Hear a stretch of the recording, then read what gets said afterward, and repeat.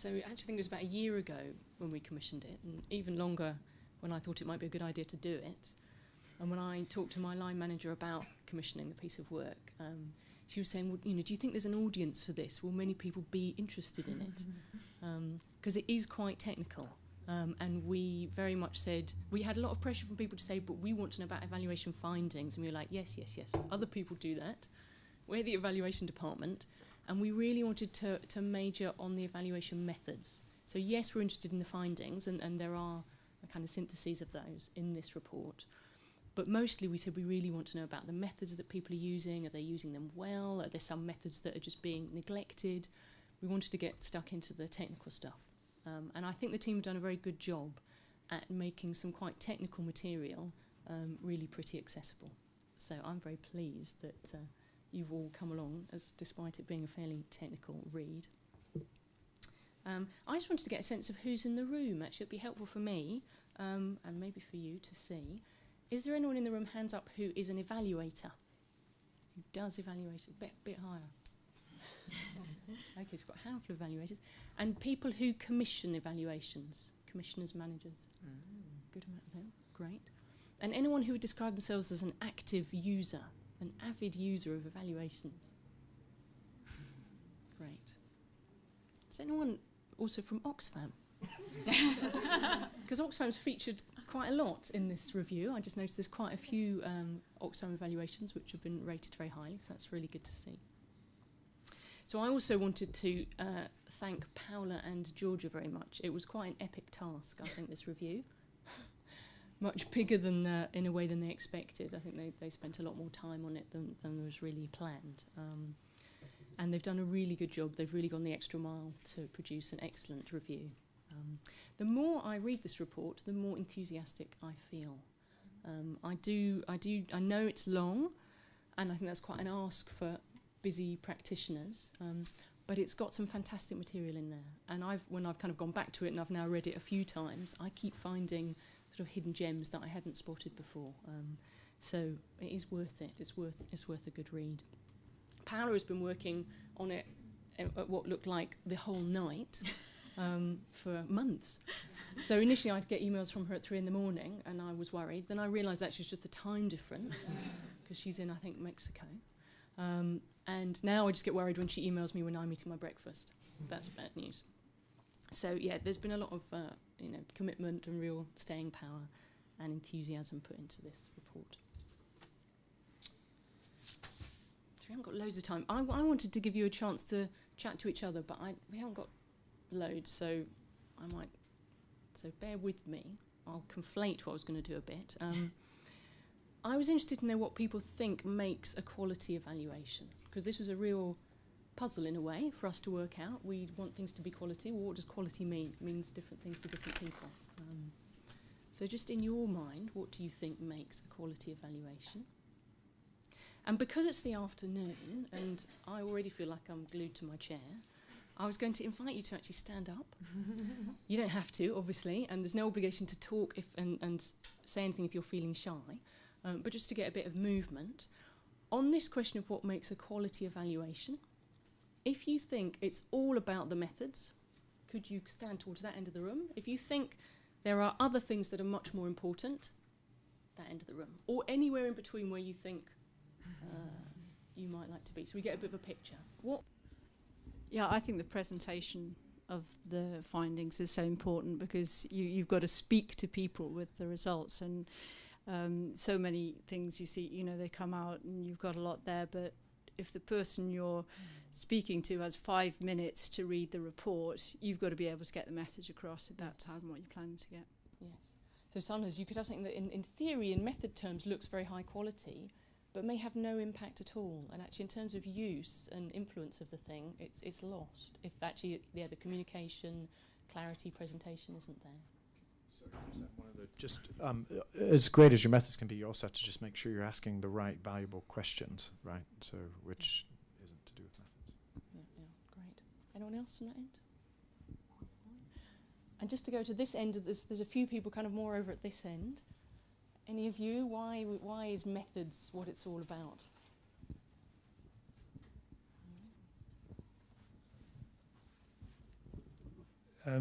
Consistency, predictability. I haven't heard anything about DAC guidance. Is that still used?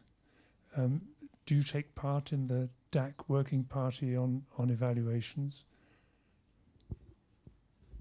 Good. So actually, in methods, there's a whole load of stuff, isn't there, about choosing the right method for the job, doing it well, designing tools that will actually allow you to implement that method well. So in the conduct of it as well as the design. Yeah. So there's a lot of methods. I'll give you one more question. In your experience, do evaluations generally make a difference, have an impact? If they make a big difference in your experience, could you be at this end of the room? And if you think they often have absolutely no change as a result, that end of the room.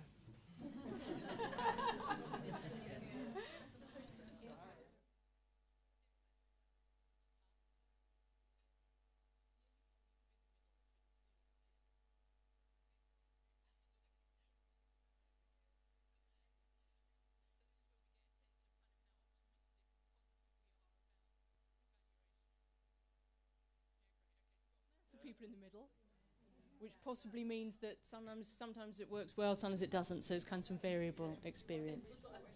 Yeah. But glad there's a little pocket of people who are kind of on the more positive, optimistic end of the spectrum. Yeah, no, great. Okay, thanks very much for humouring me and having a bit of movement. It's like our mid-afternoon leg stretch.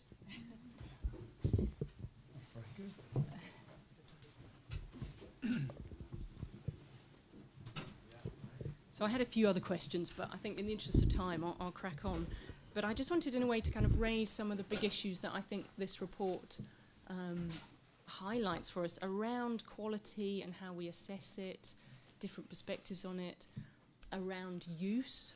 I'm really glad that came up, and whether we actually do anything or just use the evaluation to prop the door open as that handy door wedge. Issues around influence, how we use the evaluation, which we saw here we didn't get much sense often of how the evaluations were used, and priorities and strategies. So I'll say a little bit about why we commissioned it and how we hope it will be used, both for DFID's benefit and for a wider audience. So in DFID, you might know we had quite a change in relation to evaluation about 3 years ago, where before the evaluation department had commissioned all the evaluations, that responsibility moved to programme teams. So the people actually managing a programme, it was now their responsibility to decide whether they wanted to conduct an evaluation, and if they did, to get on and do it. So that left quite a few daunted people in the organisation who'd not had much to do with evaluation, panic even at times. So our role in evaluation department shifts somewhat, therefore, to helping people, supporting colleagues to feel more equipped to manage a good commission and manage a good evaluation process. And I wanted this piece of work to help people who were deciding whether and how to evaluate their programme, which had some component at least on economic empowerment of women and girls. And a very particular agenda was I wanted people to have broader horizons and not feel that it had to be an RCT, because actually that's the only thing they'd really heard of and they thought that was probably good.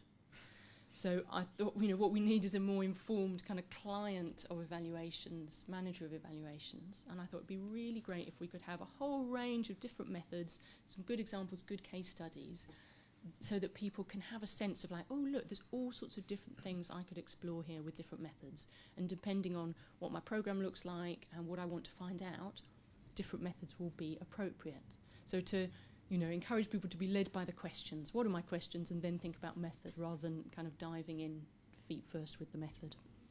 So I've always been really excited at the prospect of having some nice case studies, there's fact sheets that go with this report, that I can, if a colleague says, oh, I've got to manage this evaluation, where do I start? I can say, read these short, 3 things, really different methods. They'll give you a sense of some of the possibilities out there.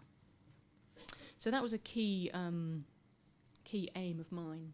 It's also helpful for people like me in our evaluation department, and perhaps some of you have a more kind of central role, where it's not just about one particular evaluation, but you're looking across a policy area, looking across a body of evaluations.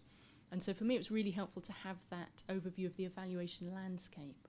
You know, what does it look like in terms of the trends and the gaps and the questions that are being asked or aren't, the methods that are being used well or not being used well.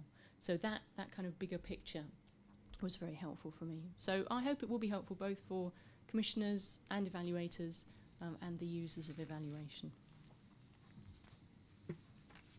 So just a few more minutes. I had some thoughts on kind of learning and challenges along the way, picking up on some of those issues from before. So quality was a key challenge of, you know, how do we assess quality of an evaluation, especially when we're comparing such a wide diversity of products, very different methods. And I think it's worth having a look, if you're interested in that issue, at the annexes in the report to see how they did actually go about trying to have an objective way across a number of different reviewers of assessing the quality. So that's the question, isn't it? How objective can we be about assessing quality? We had reviewers with some very different, certainly methodological backgrounds, possibly ideological as well. Should we have been aiming to achieve consistency across how people scored those reports? We did at one point think, oh, maybe each report could be reviewed by 2 people, and then we could have a bit of a discussion and a debate and think, oh, that was interesting. You really liked that. Well, I didn't. Why was that? I mean, I'm interested in having a bit more of that debate. Sometimes it'll be between qualitative and quantitative practitioners to see what different people are valuing and looking for. And I think the team managed to do a little bit of that, but obviously it would have been a huge task to do it comprehensively. So, yeah, anyway, so do you try and be consistent, or do you just try and be as transparent as you can about how you attempted to make decisions and what was the background of the people making those decisions, you know, the criteria that were given to them and what they did, which is what the team has done. And then also looking at the evaluation product, you know, the report itself is quite different from talking to a bunch of people about what their views were on the process of an evaluation and on what happened afterwards. You know, you get a different perspective, don't you, when you look at the product compared to talk to people. So in another review that we're doing on violence against women, we're actually trying to follow up and have a chat to people about, well, what happened then? What did you do with that evaluation, to sort of get that angle as well. Another challenge was accessing evaluations. We knew it was going to be hard to track them down, and it was. You know, endless persistent emails to people saying, please, will you share this thing? And, you know, in part, they've probably just got huge, full email inboxes. But there just is that issue around transparency and accessibility of not just evaluations, but also the tools. We'd really like there to be more tools available for people to draw on and adapt and use. So in a way, it's just a kind of, we need to keep up the own pressure, keep up the pressure in our own organisations and encouraging others to share things, to publish them, to make them accessible. So yeah, so just to conclude, you know, we're at the end of the review now, looking at the review settings, and Claire and myself need to decide, in a way, well, what do we do as a result of this review? Where do we focus our effort? Because there's only 2 of us. So obviously we're trying to influence other people. What are the priority changes we want to try and bring about? Because we can't do everything. So a few possible priorities that obviously seem to come out of this are encouraging people to focus more on girls and disaggregate data by age as well as gender. Really make more effort to include the views, the perspectives of men and boys in the evaluations. More effort to measure changes in power and agency, those multiple dimensions. And certainly more effort, well, we're not sure really, are we? Is it about improving the quality of qualitative evaluations, or is it just about getting them pleased to tell you what they did in a bit more detail? I just think it's probably a bit of both. But I mean, my background is qualitative, and it just feels like we are not doing ourselves any favours by being reticent with that information. We need to be open and clear about what we're doing, and that'll make it harder for people to boff us on the head and say it's not rigorous. And a few questions about where we, where we focus.